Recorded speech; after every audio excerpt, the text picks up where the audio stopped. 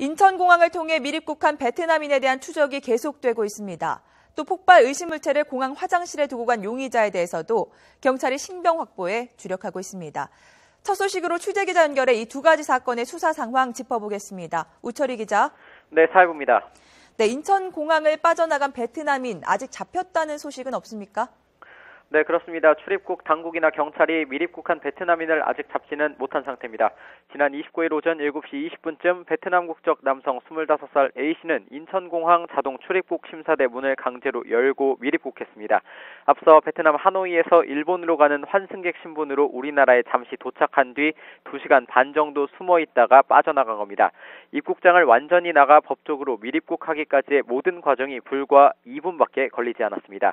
출입국 당국과 경찰은 공항 CCTV 분석과 탐문 수사 등을 통해서 현재 베트남인의 행방을 찾는 데 주력하고 있습니다. 다만 공항 밖으로 나간 뒤 어디로 향했는지에 대한 단서조차 아직 잡지 못한 것으로 전해졌습니다. 또 공항 화장실에 폭발물 의심 물체를 설치한 용의자도 아직 파악하지 못하고 있다고요?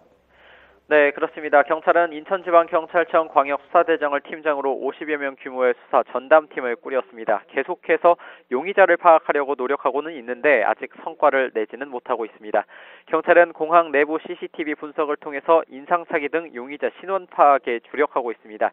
지난 29일 오후 4시 반쯤 인천공항 1층 남자 화장실에 폭발물로 의심되는 물건이 있다는 신고가 접수됐습니다.